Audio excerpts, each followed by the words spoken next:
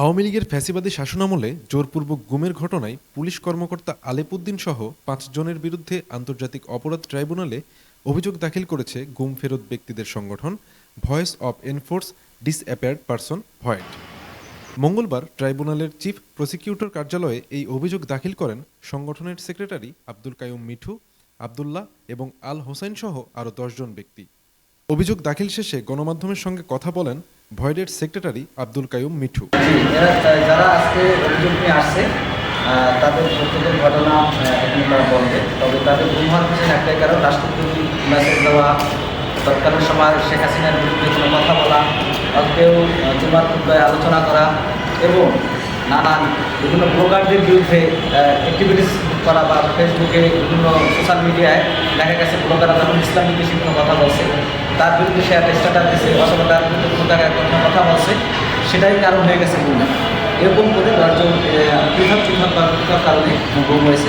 Police হত্যা মামলায় তাকে আসামি করা হয়েছে গুম করে।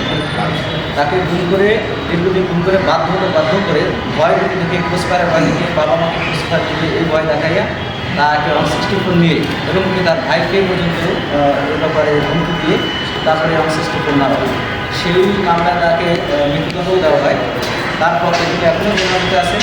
তারপরে তার ভাই অভিযোগ করছেন আব্দুল্লাহ হুসাইন, ওনার বাড়িতে হল ময়মনসিংহ।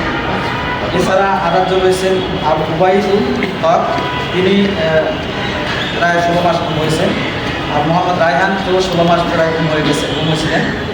তারপরে ওবায়দুর রহমান, তিনিও প্রায় 18-19 মাস গুমছিলেন। আলামিন 16 মাস গুমছিলেন।